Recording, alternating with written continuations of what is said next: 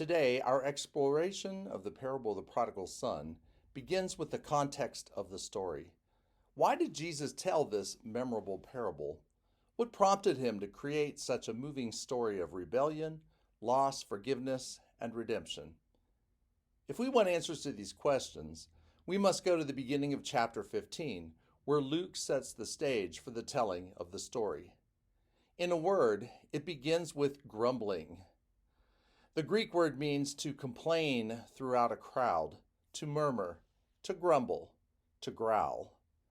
Other English translations render this as complain, mutter, indignantly complain, and whisper.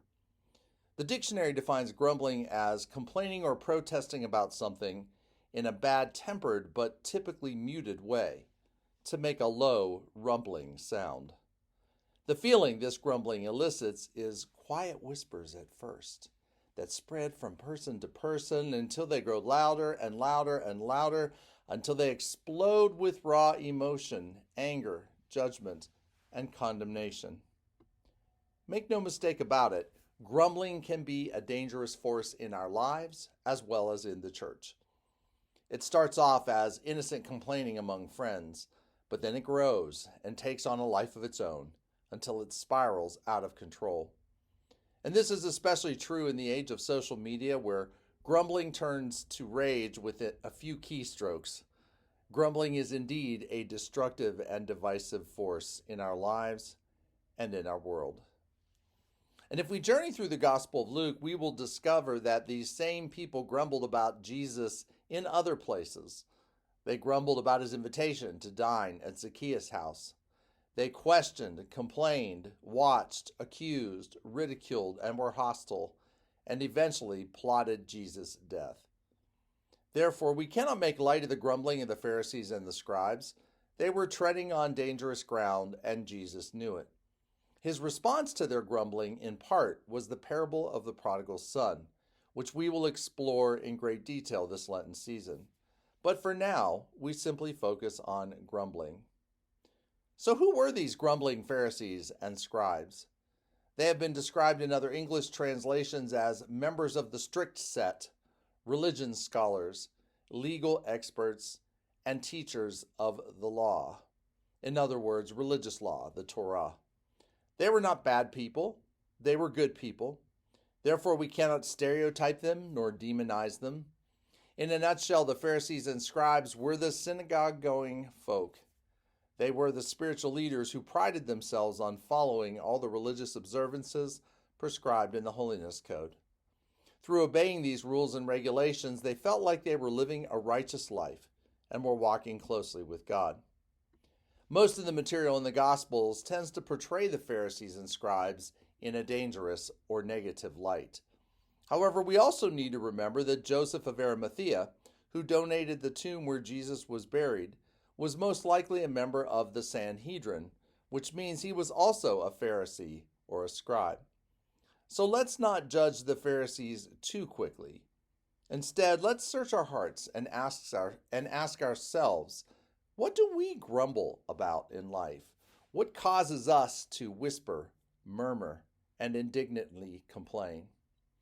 Jesus tells us the parable of the prodigal son because he wants to give us a model for a new way of interacting with others. Grumbling is a destructive force to everyone, and Jesus is inviting us to try something different. Therefore, we should pay very careful attention to what he has to say. It may very well be a matter of life or death. The last question I'd like to explore this morning is, what were the Pharisees and scribes grumbling about? The NRSV tells us this fellow welcomes sinners and eats with them. Good as New renders their complaint as, he spends his time with disreputable types of people and even has meals with them. A few cultural clues might be helpful here. The word sinner may refer to people who were especially immoral and wicked. However, it can also refer to people who were not strict about fulfilling all the requirements of the ceremonial law.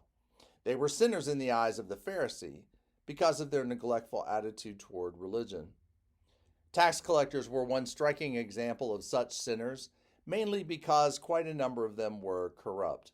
They would be considered loan sharks in our day and age, charging huge amounts of interest in order to make a living. Therefore, we must also keep in mind that, like the Pharisees, not all tax collectors were bad. In fact, I seem to recall a certain tax collector named Matthew, whom Jesus called to be one of his first disciples.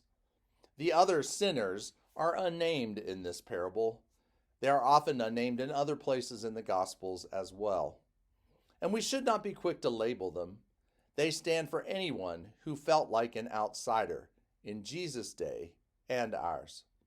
Some may well have been rogues and nefarious characters, but others were simply non-Jews who had come to hear Jesus, Samaritans, and the like.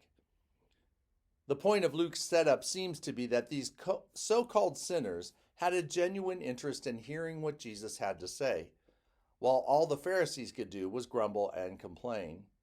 These so-called sinners were open to his teaching and felt welcomed by him in a way that they had not felt welcomed before by the synagogue-going folk.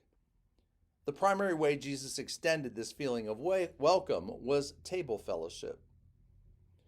Joaquin Jeremias, a well-known parable scholar who was also Lutheran, offers us the following insight on the importance of this act.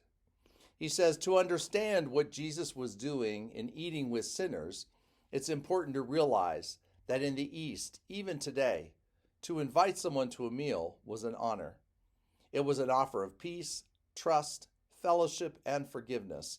In short, sharing a meal means sharing life. Thus, Jesus' meals with the tax collectors and sinners are an expression of the mission and message of Jesus, anticipatory celebrations of the feast in the end time. The inclusion of sinners in the community of salvation, achieved in table fellowship, is the most meaningful expression of the message and redeeming love of God. So thus, Jesus was inviting tax collectors and sinners on a journey of welcome and transformation. In contrast to this, the Pharisees and scribes were trying to separate themselves from those they considered to be unclean, in other words, kind of unworthy of God's love or their time. This leaves us with a striking image today. Jesus invites everyone to come and dine at his table, both the Pharisees and the sinners. Will we do the same? Jesus offers them a warm welcome and a hearty meal. Can we rise to the challenge and follow his example?